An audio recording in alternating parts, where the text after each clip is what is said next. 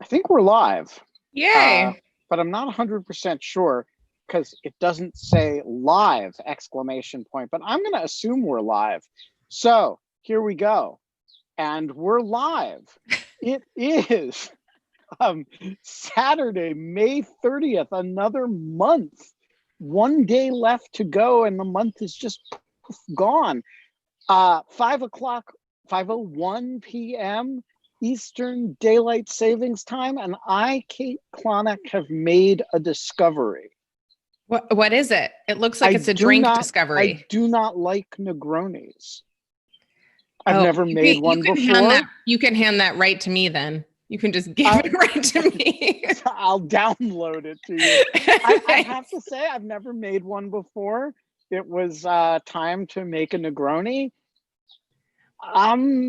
I forget what's in there. There's Campari and sweet vermouth and gin, and I don't not hate it. It just doesn't. It's not doing anything for me. So that is my discovery of the Saturday. If any of the audience wants to step up and defend the Negroni, raise your hand. I am really unimpressed with it, I have to say. You made it right, Ben? I made it beautifully. John Bordeaux says try it with bourbon instead of gin, and then it will be a Boulevardier. I do. Boulevardiers are nice. I'm down with that because I almost always prefer bourbon to gin. But I'm sitting here with the classic Negroni, and I'm just not that impressed. So that is my discovery of the day, Kate. This morning I discovered a turkey walking and gobbling down the path again, up and down the street in my neighborhood, just gobbling as loud as he possibly could at 6 a.m. And so I ran outside and yelled at a turkey this morning and it left. What did you yell at it? I just was like, get out of here, turkey. Get out of here. And how did it react? It ran away. But it went gobble, gobble, gobble. Yeah, Beforehand. They really do say gobble, gobble, gobble. Yeah, it's actually almost comical. And it was so close that I was like, is there a turkey in our house? Like, it was so loud. I just woke up very disoriented. But I rather would have been experimenting with Negronis. Well, I would trade places with you because I'm kind of fond of large wild birds, and I would happily engage with a wild turkey. We're not allowed to have fun anymore. We only have Negronis and wild turkeys. And by wild turkeys, I don't mean, the booze. I mean an actual wild turkey in the front yard. But in lieu of fun, it's just us. I mean, you're stuck with us today. There's no guest. There's no issue. It's kind of, we got the Ask Us Anything going. So you know the drill. If you want to get in on the conversation, jump into the Q&A and we will rapture you in. And let's start out with Jackson Dunnitz. Hi. I was wondering, I was on Twitter and I saw Jude Legman was talking about that the Facebook oversight board can't make any decisions yet because they don't have laptops yet. And I was wondering if that was giving you any pause that it would be enforceable, because this seems like they don't have any what? They don't have laptops yet on the board. I don't understand. Presumably they had laptops before they were ever appointed to the Facebook oversight I can explain board. this, but Jackson, finish your question. Actually, your question was a little more detailed in the Q&A. Just does it give you pause that the oversight board won't have any power as it's not appealable? I mean, there's two separate questions there, right? There's like the question of like, is the reason they're not hearing this because they don't have laptops, which is not, I would not say is the but-for cause for them not hearing this. Does it give me pause? But what was your second question is basically the question of like, well, are they going to have any power if they can't handle this? Is that kind of basically what you're asking, Jackson? Yeah, sorry, that was more confusingly worded. No, it's totally fine. I just wanted to be clear. So, okay, so the oversight board, literally the people who were on it just kind of started thinking about this stuff and were named to this board in like probably March, like / April. So it is, they have had like an astonishingly small amount of time to orient themselves. And that when they were named to the board, those were the first moments that the board, instead of being this thing that was being conceived of by Facebook and like all the founding documents were being drafted around it, were coming from Facebook, that like the board was going to have its own kind of moment in which they were going to stand up and do their own thing. And they had always slated that they were not going to be in a position to take appeals or to hear cases until September. And that was mostly just because they needed orientation as to like how Facebook makes its content decisions, all of the tooling that Facebook uses, what some of the issues are. They did need to get laptops, but it's actually not as stupid as it sounds. They're going to be handling a bunch of really sensitive information and people's private data when they get the files from Facebook. And so they need to be kind of like to have like crypto secured like laptops that have special software on them that enable them to be able to kind of see those files in a way that they can't be hopefully can't be hacked by outsiders. And so though it's not quite as dumb as Judd made it sound. I don't think that he's not wrong. It's just like he cast it in this very kind of like attitude-y way, like, oh, this is so dumb. But like they've been on this job for a month and a half. And also their purview is never to kind of pluck problems out of the ether and decide on them. And that was always one of the criticisms. Evelyn Dueck has made this criticism, and I've made this criticism, that they needed to have a much more broad subject matter jurisdiction of the things that they could surface, that they wanted to talk about, they wanted to like weigh in on. But honestly, they're just not, I don't think they're ready as a group. I think that they haven't like, they're not cohesive yet. They've met once, all of them. And it was entirely over Zoom. So I guess, no, I'm not exactly pessimistic. Like this is actually totally in keeping with what I've always understood about the board. I just think what's happening now is like people have these expectations for it and want it to snap into action as a thing of being. And it's just like in the infantile stages. It kind of reminds me when I was like, there's a story in my family that's kind of a legend with like, I was 3 and my baby brother came home from the hospital and he was a newborn, and I like ran into my room and got all of my toys and like dumped them like on top of like my infant brother, like my newborn brother.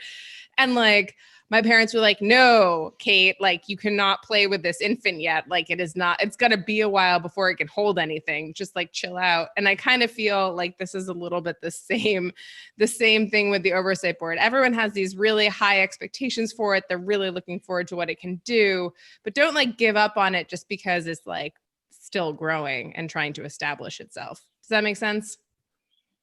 That makes a lot of sense. Thanks. I saw that like, they can't make a decision because of laptops, and I had the same reaction as Ben, that it was like, that seems really stupid, but it's a lot better to have like a more global perspective on it, and that makes a lot more sense. Thanks. Yeah, good question, Jackson. Thanks. Sorry, Ben. Crazy oversight board nonsense. No. I think this is crazy oversight board kind of times, and I think we learned something about how the Twitter oversight board is going to work, which is if they have one.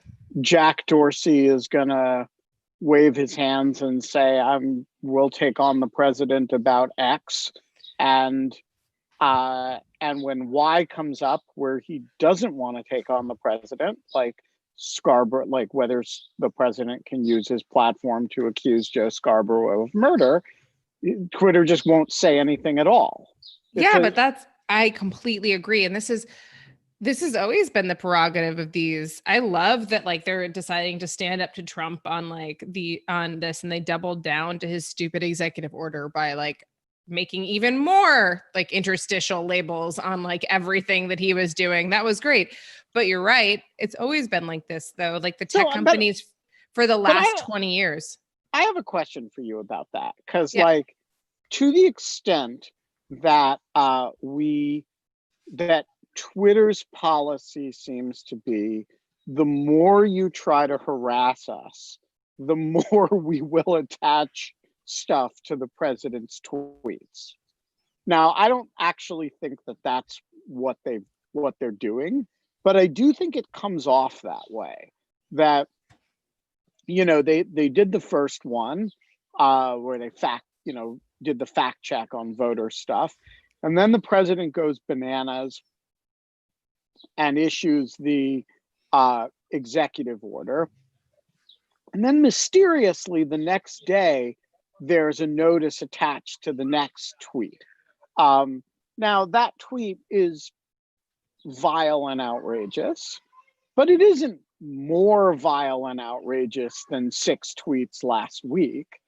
And so I wonder, is Twitter risking here coming off as in a kind of retaliatory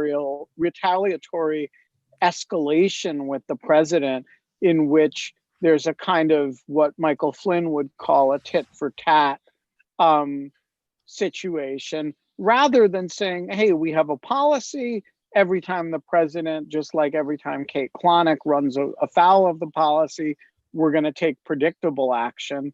They're taking sort of unpredictable action that seems to correspond with when the president acts against them.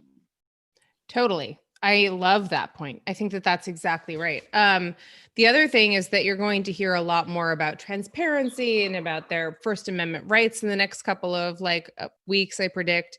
I had a bunch of calls with various kind of nonprofits and like places like the ACLU. Well, I wasn't on the call, but I heard about some of these calls, talking about litigation and supporting litigation of Twitter against this executive order. And that was kind of, I think that that's super interesting.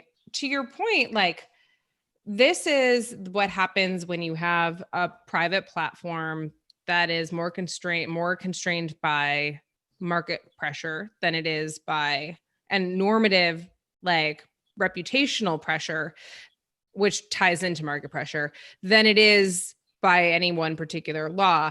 Here, it's really funny. I got an email from like a mentor about like what this all meant. And he was kind of like, well, do you think that this is going to mean that basically we should abandon Section 230 and let them have it? And I was like, no, obviously not, because there's no legal ramifications. And if anything, if Twitter bends over on this, like internationally, them doing Trump's bidding is going to be deathly to them in like the international community. Like, so they have a lot.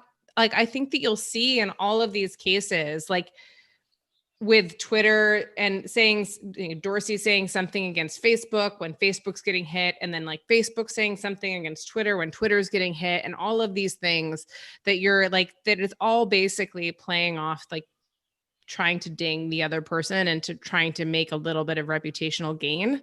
No, that's not an ideal way to do this. I mean, I think that I hope that in the future, when it's ready, that moments like this will just be handled by various oversight boards that are at these companies. But I think we're like probably a year away from that at least. Yeah, and we still don't have a mechanism by which it gets presented to them. Does it get presented because some member of the oversight board says, I want to look at that? Does it get presented because Facebook presents the question, or because any user presents the question? Does the president present the question? You know, how does, what's the mechanism for it? And I don't think we're going to figure that out until we kind of develop a common law of you know, a sort of Facebook rule of civil procedure kind of thing. Yeah, no, that's like kind of that's in the charter and the bylaws, is specifically who can raise these questions, who is standing, and like what it takes. And pretty much it's only from the user's perspective, it's incredibly narrow. It has to be a removal of content. It can't be a keep up of content. So for example, if you're pissed at Facebook for keeping up something that Trump stated, there's no way for you to appeal that. The only thing that can happen in that is that there's enough general outcry that Facebook decides to take the issue to the oversight board itself. Or what if somebody else puts up something similar, it gets taken down, and that person says, wait a minute, surely I'm allowed to do what you're allowing the president to do every day? Yes. And the answer to that is no, because Facebook has a catch-all exception to all of its rules, which is newsworthiness, which is not a definable or consistently applied idea. CEG, everything that happened this week. Right. Right? Like, I mean, when the president says anything, it's newsworthy. That doesn't mean we should keep it up.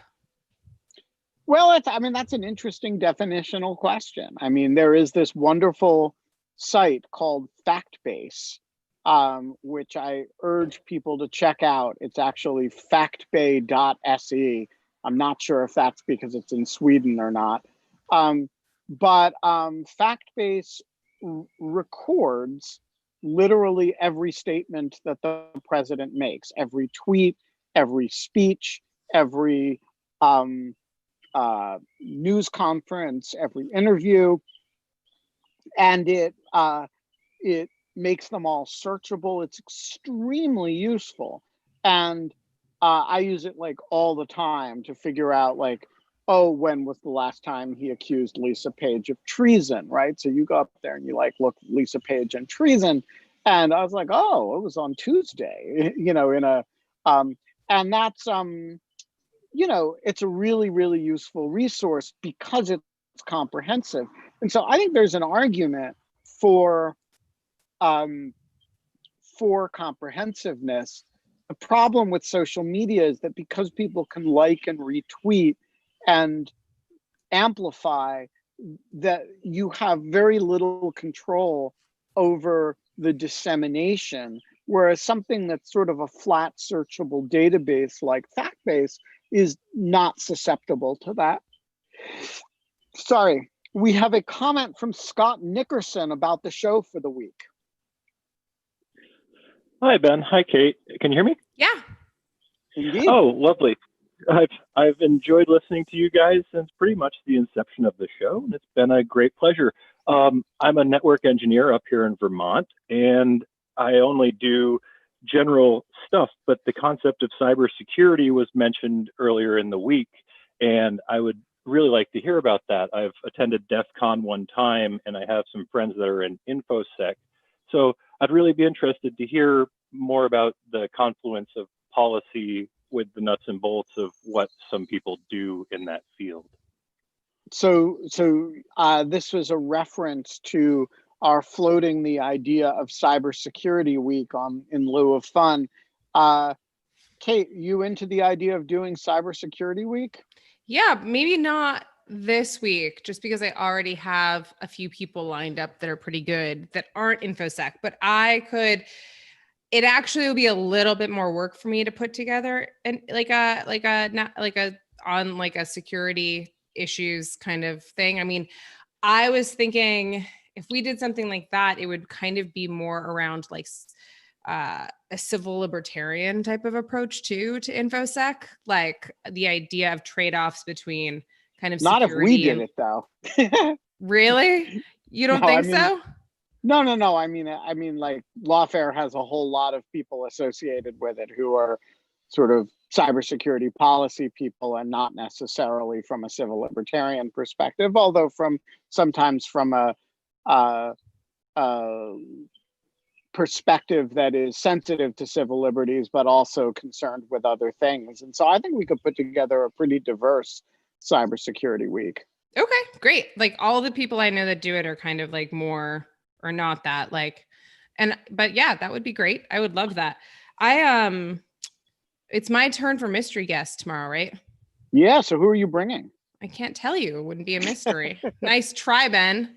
Nice I thought try. I'd get you. I thought I'd give you a I know there like crazier things have happened. I've fallen for easier ploys, but yeah, no, it'll be tomorrow is going to be great.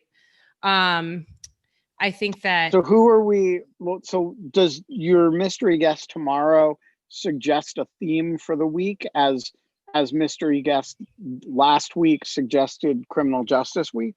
No, not for this week. Okay, so maybe this is a themeless week. Yeah, I was kind of thinking that. It's also kind of like the news is changing so much and there's so much news like every couple of days that I was thinking it might be good to be able to be a little bit on our toes about bringing people in. Seems right. I think maybe we should, I mean, we actually had to, this week was the first week we've ever had to preempt a show for breaking news. Yeah. Yeah. And it was a great preemption. I thought it was well worth it. Yeah, it was a really good show. We even posted it on Lawfare. Oh, you should. Oh, you did? We did. Yeah. Oh, cool. Yeah, there's, I mean, we had two really, I mean, and then we had Barry Friedman on, which was like, I just was like, really those last two shows, I just thought were like really well timed. And we had some really great people talking about stuff. We have Mike Godwin in the audience. Should we bring him in Mike. and call him a Nazi? No, Penn, behave yourself. Hi, Mike. No. I think let's wait. Whoops. I just may have brought in, he disappeared. You scared him away. He raised his hand. He's like saying hello. Hi, Mike. We should bring him in. But speaking of Mike Godwin and people who are foundational voices about internet law, Larry Lessig has said he wants to be on the show. Oh, good. Well, let's definitely do that this week. Yeah, that's what I was thinking. Mike Godwin, do you want to be on the show this week? Sure. I'm happy. I mean, you're kind of already on the show. It's true. I know. Well, that's right. Mike Godwin, I want to ask you the question that everyone wants to ask you, which is, how does it feel to be the guy who, whenever you show up, people have the urge to make a joke about your being a Nazi? Well, I'm quite zen about it, Ben. And the reason I am is that it's just an inherently ridiculous exercise when you do that, so that piling more ridicule on Hitler is probably not a bad thing to do. Right. So I don't, and I'm just basically putting my shoulder to the wheel, throwing myself into the breach, letting you guys use me for that purpose. So I'm happy to contribute in my way. No. I think it's. Hold on.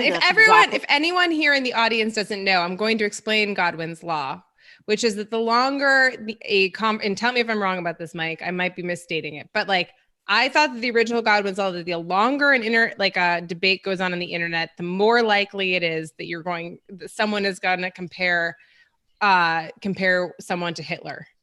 Yeah, that's right. And then okay.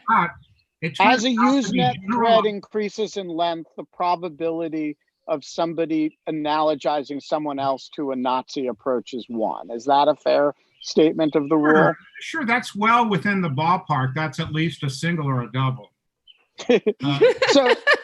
So here's my question about Godwin's law, because I think with the possible exception of Moore's law, no articulation of any rule about the internet has been more borne out by time than Godwin's law. So my question is, when you think about like what are your competitions for internet laws that have been validated by the passage of time, who's in your league? So I guess I can't name Section 230 here.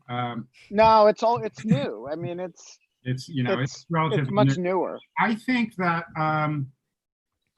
there's a law, and I forget the names of the different laws, but there's at least one law that says there is no form of parody or irony that you can express that will not be taken seriously by someone. I remember that one. I've heard that, but I also don't know what it's called. Yeah, I mean, I can, I have another window here. I can Google up some of these. But it's also, that one's also not just an internet rule, though. Well, that's right. I mean, that's true. That's true on campuses too. So have you ever heard of Balk's rule of the internet? It rings a bell. Yeah, Balk, B-A-L-K. And Balk's law of the internet is that everything that you're angry about on the internet is actually something you're angry about humanity. And I love that, because I just feel like so much of, like, I mean, I just sit in a lot of meetings and people are like, but there was a murder on Facebook. And I'm like, but Facebook didn't do the murder. Like, there's people are assholes and they posted it on Facebook and they murdered someone. Like, that's not Facebook's fault. We're all terrible people. Like, well, I make that argument. I make that argument quite a bit. I mean, I think that there's a tendency, and you can see this with every mass medium. Once a new mass medium, or really any new medium, so the telephone, for example, was not a mass medium, at least for the most part it wasn't, but whenever you have a new communications medium, there's initially a phase of wonderment and excitement about it, after which it's seen to be socially corrosive and destructive. And so my favorite example, as I like to say, is the cheap paper revolution that happened when publishing shifted from rag paper to trees, then became, and we had a lot of forests, especially in the New World, and we started producing dime novels, which of course corrupted the youth and led to the 20th century, which is bad enough, right? So I think that's there. The telephone, if you look, there's a book by Ithiel de Solapool called Forecasting the Telephone. And one of the things that you see, and I love that book, I go back to it all the time, is people projecting their inner hopes and fears onto the new medium, whatever it is. And here was the telephone. One of my favorite upbeat predictions that Poole documents is that people thought the telephone would, because we would be so used to being in touch with one another through the telephone, that it would cultivate telepathy among human beings. They thought people would become more telepathic. It did. That was right. What, is that not true for you, Mike? I knew you were going to say that, for instance. Well, I know you did. I know. So I'm proud to be predictable in that way. But I think that I've actually written that once you give writing to everyone and people have peaks inside other people's minds, it's already too close. People should just quit writing. That seems wrong to me, Mike. I'd have to think about that for a little while, but I'm inclined to disagree with that. Are you a proponent of illiteracy, Mike? Oh, now I am. Oh my God. It's true. Let's go back to the days where no one could read. If you read off of rag paper and also probably died of polio before you could learn anything. Fact, you didn't live. So when the printing press was invented, and it became possible for printer publishers to operate, books were still quite expensive, but there was an explosion of books throughout Europe. And what do you know? People started saying we need to read the Bible in our own language and not in Latin. And we're not going to listen to the church anymore because I got the Bible right here. Revolutions happen, division of the church, a lot of warfare, a lot of, Henry VIII happened. I mean, a lot of weird stuff happened. So the notion that literacy can be divisive, I think, is quite well established. But I'm not serious about being opposed to literacy. I think one of the things that from normal human development is that we all start out reading simply and stupidly, and then we get better at it if we keep it up. And I think that's true about cultures too. So I'm hoping that culture. So that's an interesting, I want to link that back to Godwin's law, right? So there is a relationship between the inventing of the printing press which is 15th century, and the 20th century invention of a technology the technology that sparked Godwin's law, which was Usenet, right? Which is this idea that I can tack 99 theses up on the church door, but then you can respond to it right away and call me a Nazi, right?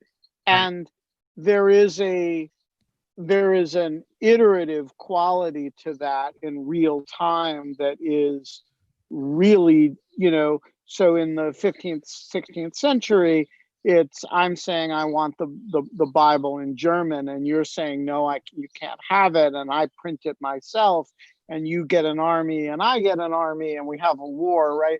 But all of this takes place over years and decades. I have one counterexample to that, but go on. Okay, let me reserve the thought as metaphor. Right.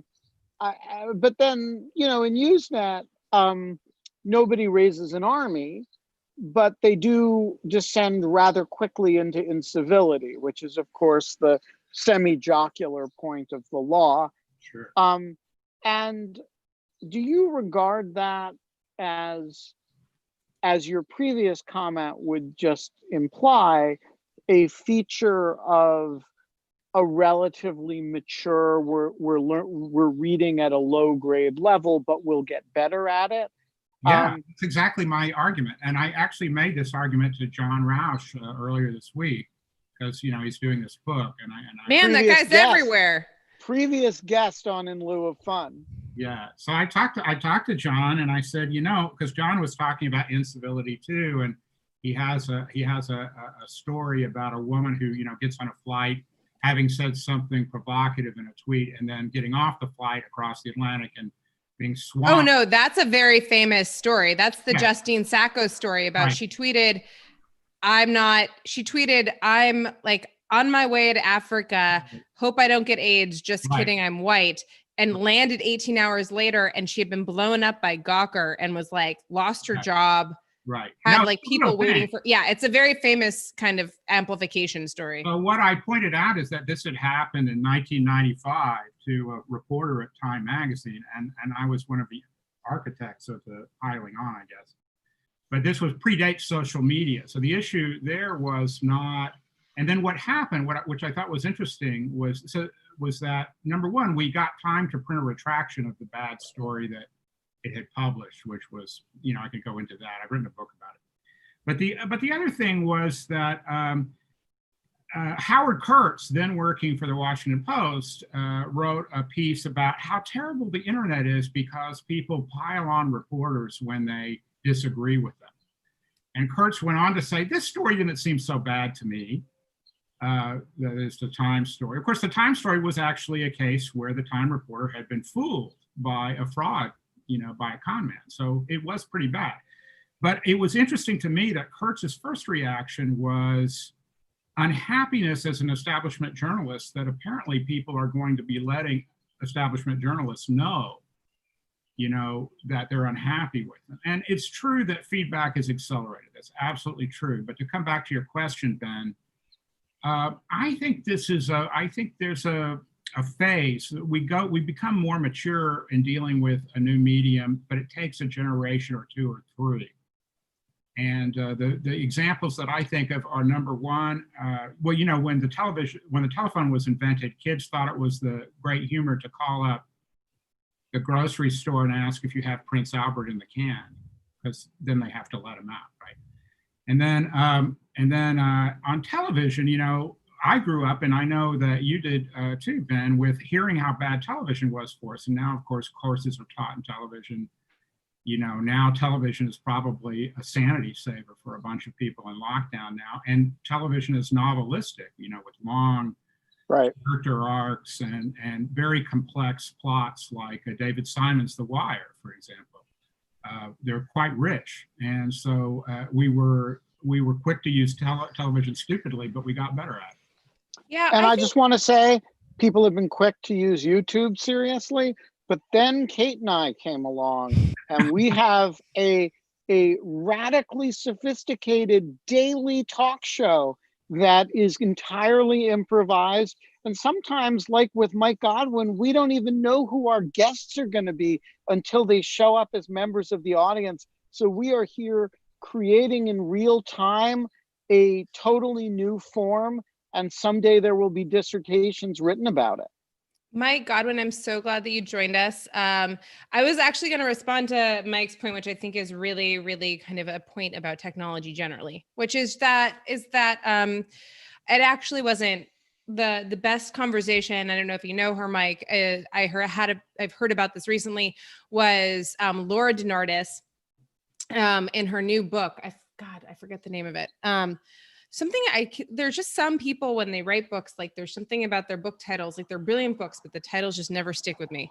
But anyway, Laura is one of those people, but she said this great thing that was kind of like, we used to think that, what used to be technology, like plumbing, like, a pipe running into your house from like a main pipe of like water, that was huge technology. That was,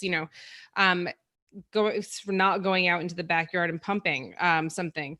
There was, refrigerators, obviously technology. And now we don't think of those as technology really at all. We just think of they've like, as you socially, like social norms develop and you get used to these things and acculturate to them, they become like, you just don't realize like what they are. And so, the story that you're saying, Mike, is I think completely wise. I can never get enough of people reminding people of it, especially as there is hysteria and outrage over every new kind of like technology and every new thing that comes along. And I think like Kate Darling, who was on the show before, would say this too about robots. But to your point, Mike, about how people project all of their fears, all of their hopes, all of their feelings onto the technology as it's coming up, irrespective of what the technology can actually deliver on or bring. Yes, that is like an evergreen thing that humans do with anything new that I think kind of falls into the purview. We have Joe Peters, who has taken up a question from an anonymous attendee, because we don't take anonymous attendees' questions. But Joe, the floor is yours. What's your question? You got to unmute yourself. Whoa. It has disappeared. Oh, wow. Well, you want to just read it? Yeah, the question is, after Trump, what step most immediately needs to be taken to restore the rule of law to the executive branch? That's actually an easy one. The appointment of an attorney general who will restore the regular order to the way the Justice Department and the FBI behaves. While we have been sitting here on this show, the news has broken that the current general counsel of the FBI, Dana Bente, has been asked to resign. This is the second general counsel of the FBI who has been removed after Jim Baker a couple of years ago, who's not Jim Baker. It's not a big secret, is a close friend of mine. Dana Bente is not. It's not clear why Dana has been removed. Apparently not at the behest of the FBI, but at the behest of the senior levels of the Justice Department. But I think we should consider it as the latest part of a, I don't know if the right word is purge or cleansing of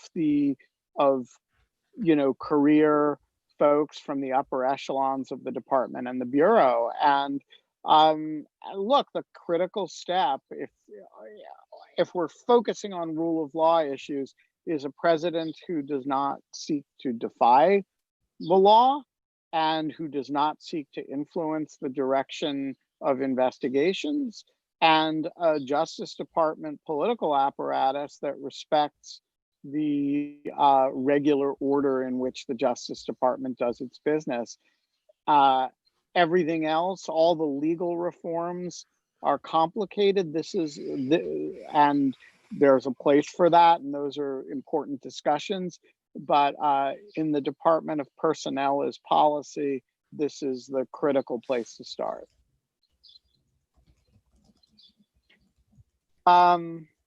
We have about 20 minutes. So we're happy to take more questions as people post them. But while that is percolating, or to the extent it's percolating, let's plan the show for the week. So far, we have Larry Lessig. What else? And we have a mystery guest for tomorrow. What else do people want to? Who do people want to hear from? Should we do more on criminal justice stuff? I suppose if the rioting continues, there'll be some news-driven stuff related to that. Do people have suggestions from types of people they want to hear from individuals they want to hear on what subjects? Maybe we should, maybe we should save him for our national security or our national security, but our InfoSec week. But Bruce Schneier, I would love to bring Bruce Schneier on. I love Bruce, and I'm happy to shoot the shit with him anytime. Okay, so we should plan him for like our InfoSec week, but then maybe also we should save Jack for that. But Jack Goldsmith, I would love to have Jack on for this. Well, in general, all of these questions about the norms of the presidency shifting back, I feel are like right in his wheelhouse. Yeah, so I mean, with Jack Goldsmith, you always have to ask the question because he's so diverse intellectually.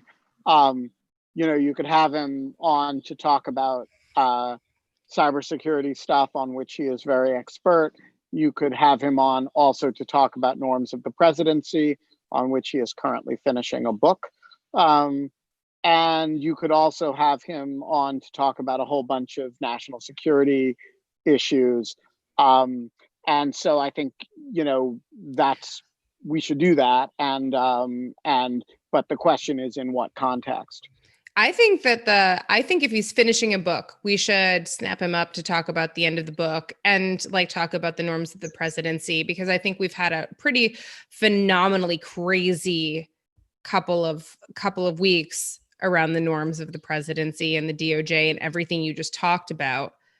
And it would be interesting to get his feedback. I think he may want to do that with his co-author closer to the release of the book, which is his co-author Andrew? Nope. His co-author is Bob Bauer, who was White House counsel for Barack Obama. So the book is being published by Lawfare. Cool. Mike has a question. First venture into the book publishing business. Hold on. I can now promote people to panel. Sorry, I already did it. Mike, what's your question? Now I might even get video. Well, I can't get video, but I can say hi. So my question was really not a question, which was that you all know, Rick Wilson's book is Everything That Trump Touches Dies. And all I can think of is that Trump has been sort of serially touching every norm of rule of law and every norm of presidential behavior. And they all seem to fall right before him. So that's another aspect of that phenomenon. But that was just a comment, not really a question. And I can mute now that I've said my thing. Indeed. So, that's actually the subject of Susan in my book, which is the sort of assault on these norms. So maybe we should get you and Susan, and I can moderate, and it'd be you and Susan and Jack and Bob.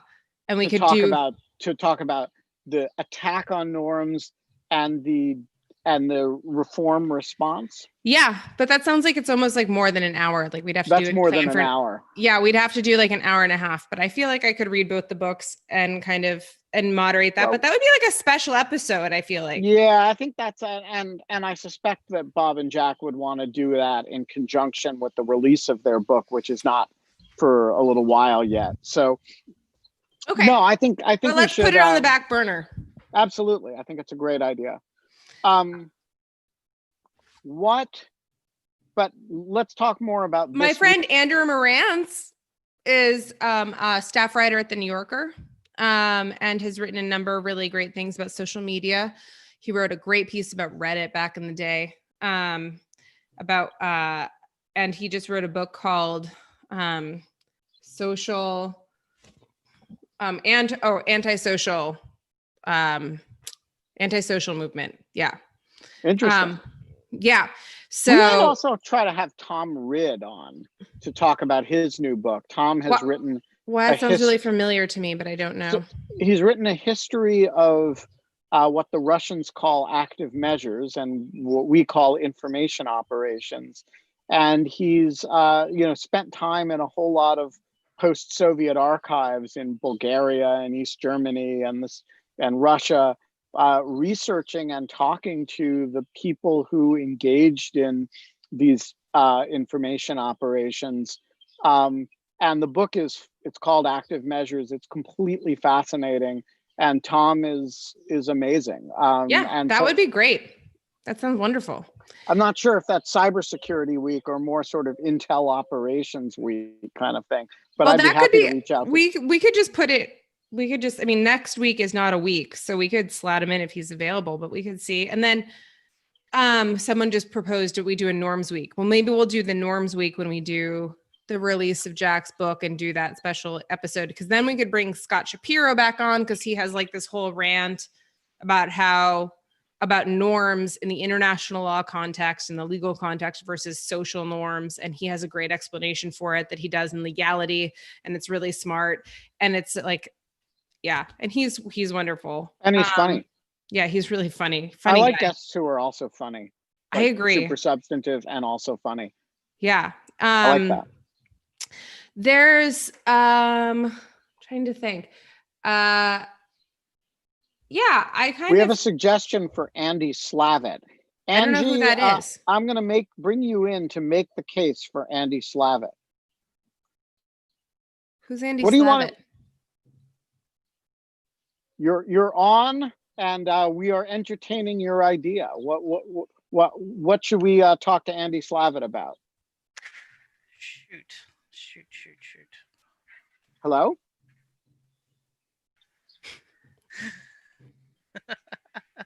We have you. We're hearing you. Your laughter is infectious. I'm so sorry. I just not quite sure how to use this medium. I'm being a typical boomer. But who is Andy Slavitt? He's actually somebody who was in the Obama administration, and right now he seems to be spearheading a lot of research on how to deal with the current crisis with he's a COVID. Healthcare policy guy. Okay. Yes. Cool. And he has a podcast, and I think that he has a lot of good things to say, and he manages to strike a really balanced tone, which I really appreciate. So I like that idea. I have no relationship with him, and clearly Kate does not either.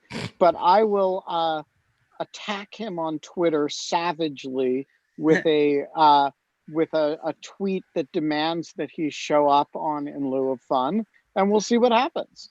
I'd love that. Thank you very much. Sorry, I'm a little good suggestion. Great idea. Thank you. I like the Big Blue blogger has a question about Omaha, which we can get to in a second. And then John Bordeaux says, yeah, I think that would be like You got to read it out loud, Kate. Okay, sorry. You're right. I know. I have a lot of conversations in my head that never make it out anywhere. I know, but you're on a camera now, and if you don't actually speak the speech I pray you trippingly on the tongue, it is not the YouTube viewer has no access to the conversation in your head. John Bordeaux suggests an idea for a future show. I believe we will see very soon a convergence of law enforcement surveillance issues and the possible use of military assets to restore order in response to unrest. A show discussing the limits and implications may be timely. So this is actually kind of what I was thinking when I was thinking about security versus surveillance week and like civil libertarians, which I think is a different question from a cybersecurity info. Yeah, I agree. And so this is like, and I was kind of like, should we do them both in 1 week? But I think we would have to do them separately. Let's separate cybersecurity week from, tech and authority week. Yeah. And so yes, I agree. So Tech and Authority Week, though, John Bordeaux is correct. And I have a bajillion people we could ask to weigh in So on do I. contact tracing and everything My else. people will be enthusiastic about Tech and Authority, and yours will be scared of it.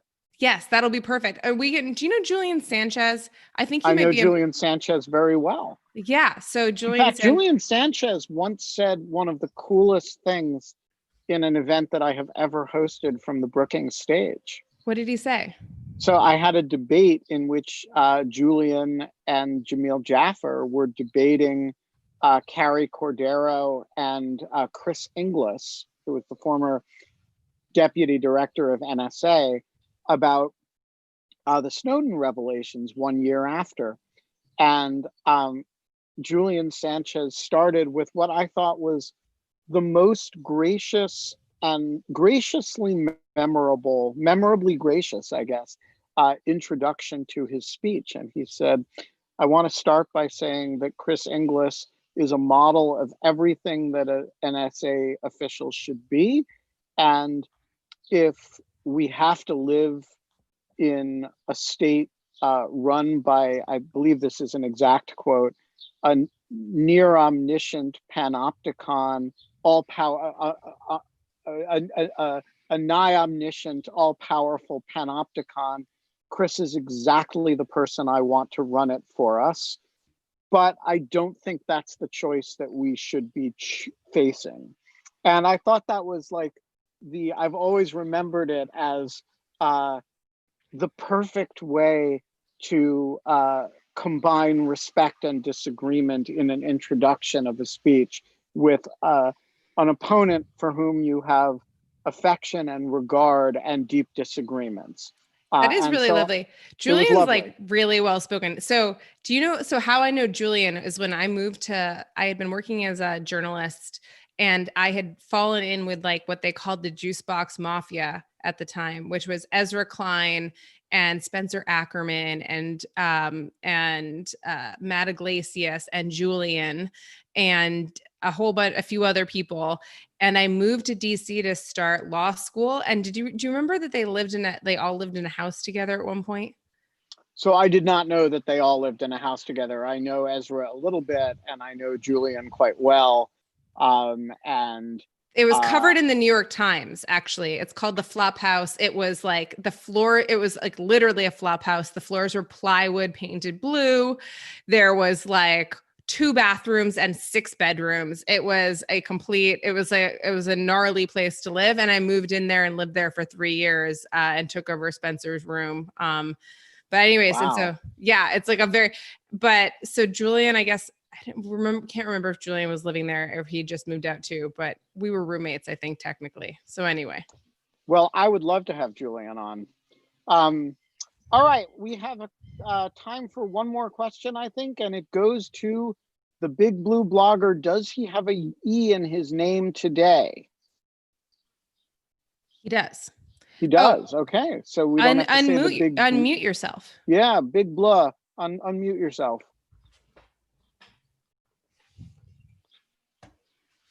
I think he may have unmute. Vanished. Okay. Oh, there he is. Now can you hear me? Okay, great. Yeah, we can see your E has shown up in Big Blue.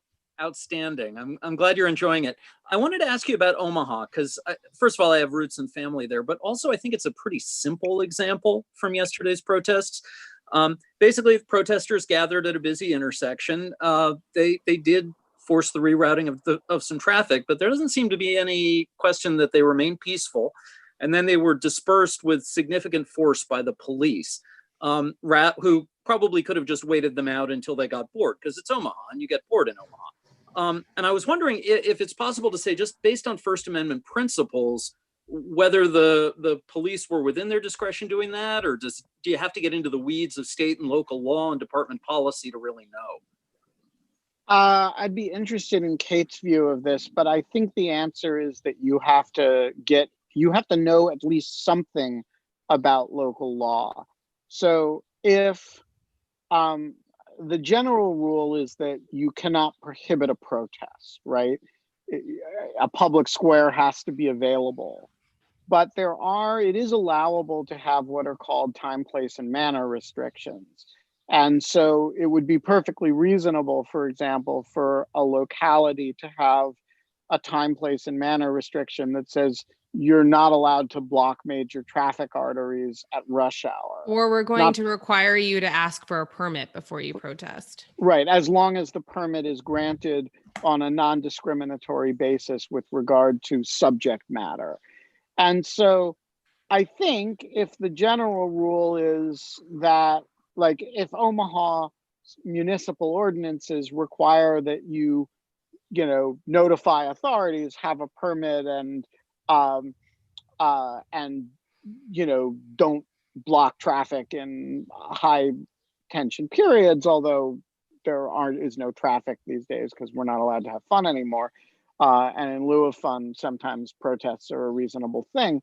I think you'd probably have to know under what authority they were operating.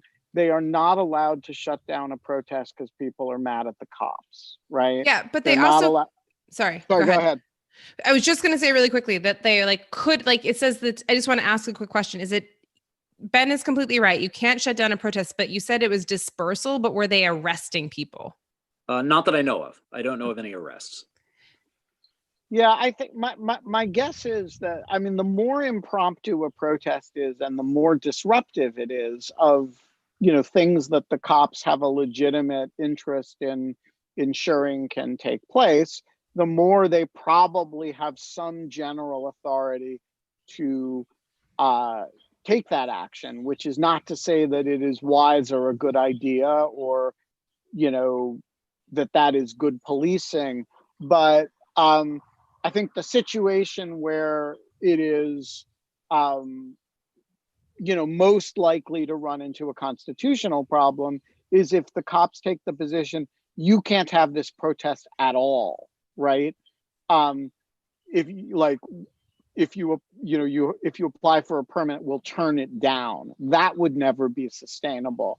There has to be a forum in which you can do it. It doesn't have to be, a high traffic artery at an impromptu moment in a fashion that's going to inconvenience the maximum number of people. Now, that said, as ACT UP showed in many cities in the United States in the late 80s and early 90s, what they used to call die-ins, which was just walking out in traffic and having large numbers of people lie down and thereby blocking traffic. A lot of them got arrested. That was a very effective organizing tool for them. And so the fact that the cops have the authority to break it up doesn't mean you shouldn't do it, right? It still may be an effective protest mechanism, and it may be a very appropriate one, just one that the cops do have the authority to intervene in. I was just going to say that the only way there's like a First Amendment violation there is if people start getting arrested and can't go elsewhere to speak, as Ben said, which is like, that's why I asked the arrest question. Just dispersing them when they are there without a permit or anything else is like a legitimate exercise of police power against the First Amendment. The only thing that would change is like if there were mass incarceration or something, and like it silenced people writ large, not just like you move from one public square to the other. I think that's right. Thanks. That brings us to 5:59, which is technically speaking ending on time. We will be back tomorrow with Kate's very mysterious mystery guest. Do we even get a subject clue? It relates to the last week's subject clue. All right, so it's a criminal justice-y kind of thing. All right. Yeah. Until then, I will see you tomorrow. What do we say? No, you're not getting away without doing our sign off. I tried. Do we? I'll give you some time to think about it, because we're going to randomly select a person to get the last word, and it is Rachel. Rachel, you have the last word today.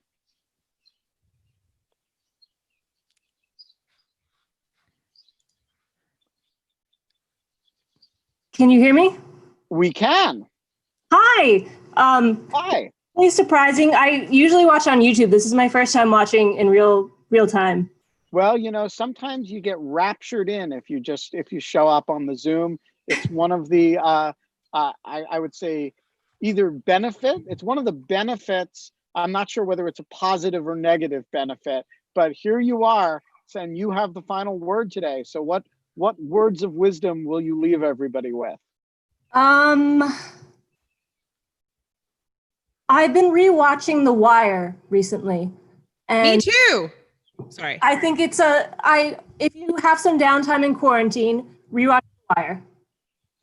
All right. I have I'm a fellow Oberlin alum, so shout out. Really? From when? 2013. Oh, really recently? Really recently. And where are you now? I'm a PhD student at Duke University. In what? Earth and Ocean Sciences. I do water quality related work. Super cool.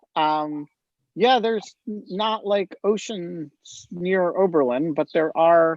I was an East Asian Studies major at Oberlin. My life took a turn. Yeah, so did mine. All right. Thank you, Rachel. And Kate, now your reprieve is done. Your stay of execution has been lifted by the Supreme Court. What do we say until tomorrow? If you can't have fun, in lieu of fun, have a Negroni. I'm going to take that because I don't have a choice. But I'm going to say don't have a Negroni. Don't have a Negroni. Have a Boulevardier instead.